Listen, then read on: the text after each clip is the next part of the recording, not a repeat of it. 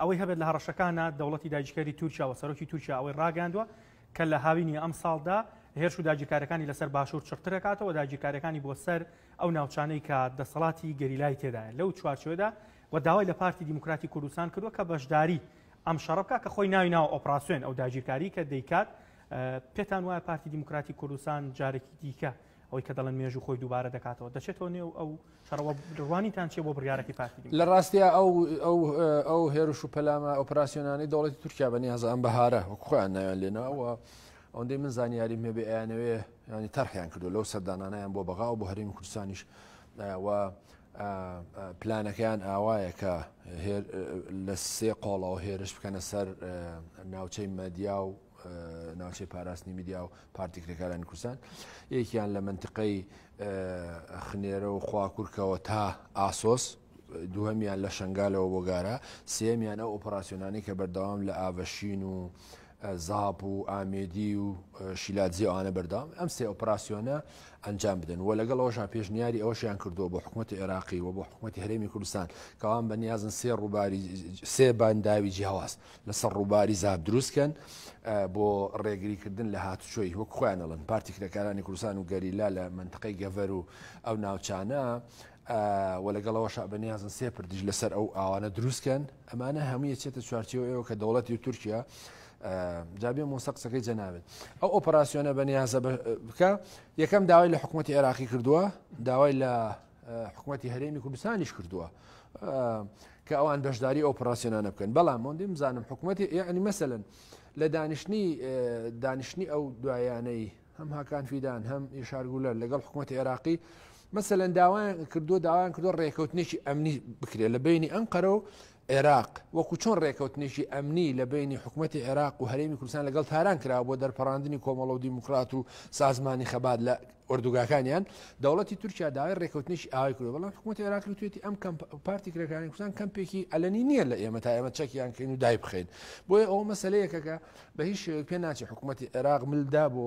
ئەوەی کە بەشداری لە ئۆپراسیۆنانە بکە وەندەی بزانم پارتی دیموکراتی کوردستانیش نەچۆتە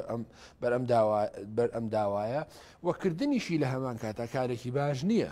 بەشداریکردن لە ئۆپراسیۆنی تورکیا بۆ سەر پارتی کرێکارانی کوردستان لە ڕووی نەتەوەی نیشتیمانیەوە کارێکی خراپە ئەکەوێ و لە ڕووی نێودەوڵەتیشەوە مەسەلەن عێراق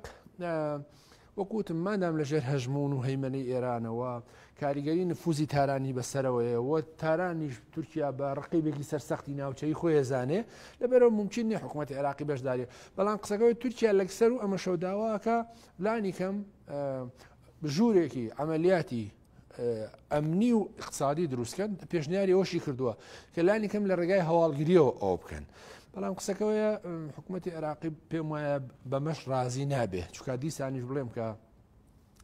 هەموو لێدانێک لە پارتی کرێکارانی کوردستان با بڵێم بە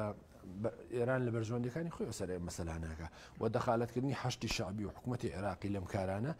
مەسەن لە بەرامبەرە تورکیاچیان بووکە ئەوان پیان وایە کە لێدان لە حکوومەتی ئێرانیش پێی وایە حکوومەتی عێراقیش پێی وایە لێدان لە پارتی کرێکارانی کوردستان ینی هەژمونی زۆرتری ئەنقەرە بەسەر مووسڵ کەرکووک ناوچە سونی نشینەکان جا بووە هەر ئەو ڕێگای شەمە نەفەری کە تورکیا اختراعی کردووە کە پێم وانێ جێبەجێ بکرێت لەبەرەوەی ئێران یەکەم گومانی هەیە لەم کارە لە ڕووی ئەمنیەوە پێی وایە ئەو منتقە سونیەکانە بژێنێتەوە لەبەرەوەی بەشێکی زۆری بوێتی پەڕێ و لەباری اقتصادیشەوە پێیوانێ حکوومەتی ئەنقەرە ئیفاداگە حکوومەتی تاران ئیسفادە ناکە لەبەرەوە کۆی ئەم ئیقتراح و پرۆژانی دەوڵەتی تورکیا بۆ عێراقیەکە بێ ئاکامە بۆیە تورکیا بە نظری من کەوتۆتە حاڵەتێکی بارودۆخێکی خراپەوە چ ئەم فیلانی کە تاوتوێیەکە سەرکەوتو نابێ و ناتوانێت بە دەستیەوە بدا و چ لەبەر ئەوەی کە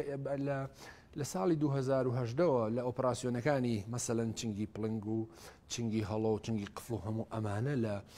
ئۆپراسیۆنەکانی بۆ سەر منتقەکانی قەندیل و هەرێمی مەدیا سەرکەوتو نەبووە و لە شەڕی تونێلەکان سەرکەوتو نەبووە بۆیە ئێستا دەست هەوڵی داوە لە ڕێگای دیبلۆماسیەوە بتوانێت ئیمتیازی زۆردا بۆی کە ئەمە چارەسەرکە بەڵام بە نەزەری من چه ئۆپراسیۆنەکانی بەهاری چیەوەی کە تا ئێستا سەرکەوتو نەبووە پێم وانە بتوانێت سەرکەوتو بێ بۆیە هەموو هەوڵێگەدا چ لەگەڵ پارتی دیموکراتی کوردستان چ لەگەڵ یەکێتی نیشتیمانی کوردستان لە هەرێمی کوردستان و چ لەگەڵ دەوڵەتی عێراقی و ڕەنگە تەنازول بکا بۆ حکوومەتی ئێرانیش سازشێک بکەن ئەگەر حکوومەتی عێراقی ئێرانی بەڵام پێم وایە لە سەردانەکەی ئەم دوایانەی ئیبراهیم ڕئیسیش بۆ تورکیا ئەم مەلەفە بە شێوەیەک بووە کە خواستی تورکیای جێبەجێ نەکردەوە و داواکانی تورکیا قبول نەکراوە لەلایەن ئەبراهیم ڕئیسیشەوە